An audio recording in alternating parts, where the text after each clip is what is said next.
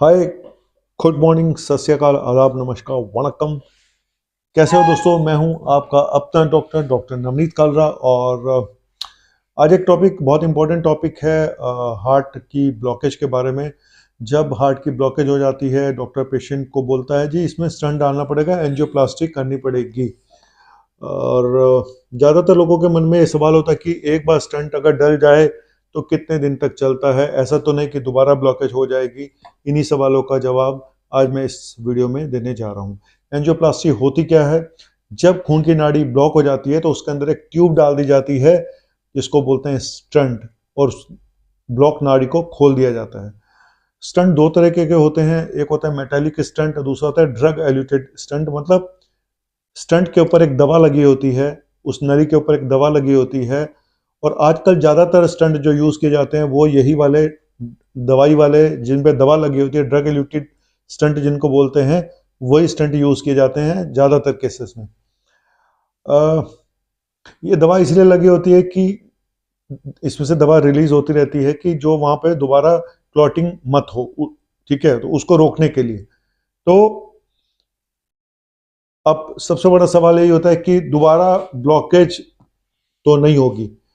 देखो, जनरली जो immediate blockage होती हैं, 99% केसेस में ब्लॉकेज एज सच जल्दी से नहीं होती है। सिर्फ 1% के आसपास केसेस में अगर होती हैं तो शुरू के 6 से 9 महीनों में हो जाती हैं।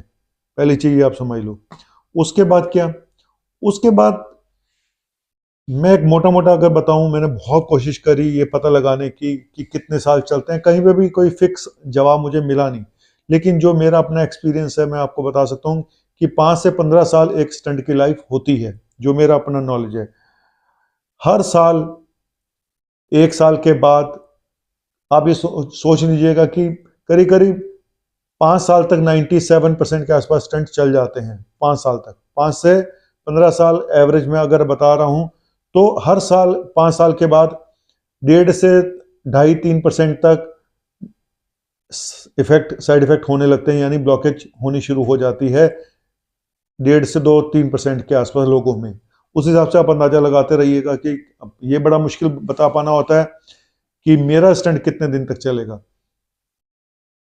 ठीक है, इतना मैं बता सकता हूं कि ब्लॉकेज जनरली सिर्फ 1% केसेस में देखी गई है, जो 6 से 9 महीनों के अंदर जो इमीडिएट ब्लॉकेज होती है। बाकी स्टंट 5 से 15 साल के बीच में चल जाते हैं। डिपेंडिंग, इस चीज पे भी डिपेंड करता है कि स्टंट जब डाला गया तो उस समय पेशेंट की एज क्या है। ज्यादातर स्टंट अगर डाले 65 से, जो बाद साल 65 से 80 साल की उम्र में डाले जाते हैं, और एक स्टंट अगर यंग एज में डाला जाता है 45 साल के बाद, तो नेचुरली जो यंग पेशेंट होते हैं उनमें स्टंट ज़्यादा चलते हैं, पहली चीज़। दूसरी चीज़, स्टंट इस बात पे भी डिपेंड करते हैं उनकी लाइफ, कि आप अपनी लाइफ स्टाइल को कैसे आगे लेके जाते हैं स्टंट डलने के बाद। स्टंट डलने का मतलब ये नहीं है कि आपकी बीमारी खत्म हो गई, ये एक टेम्परेरी प्रोसीजर है। अगर आप अपने लाइफस्टाइल को ठीक नहीं रखेंगे, आप अपनी स्मोकिंग को बंद नहीं करेंगे, अपनी शुगर कंट्रोल नहीं करेंगे, बीपी कंट्रोल नहीं करेंगे, तो एडवर्स इफेक्ट पड़ेगा पड़ेगा, और स्टंट की लाइफ जल्दी कम हो जाती है। सब कुछ इस पर भी डिपेंड करता है कि आप अपने आप को कैसे मेंटेन रखते हैं। तो एक छोटा सा वीडियो था, मैंने बताने की कोशिश करी है। तो बेटर होगा कि मैं बड़े पेशेंट को देखता हूँ कि जब वो स्टंट डलने के बाद भी सिगरेट पी रहे होते हैं, स्मोक कर रहे होते हैं, तो क्योंकि ज़्यादातर पेशेंट में हाई रिस्क फैक्टर ऑलरेडी पहले से ही होते हैं, शुगर होती है, बीपी होती है। तो अगर आपको स्टंट डल गया है तो इसको ये मत समझ लीजिएगा कि अब दोबारा ब्लॉकेज नहीं हो सकती। सब कुछ इस पर भी डिपेंड करेगा कि आप अपना बिहेवियर कैसे रखते हैं।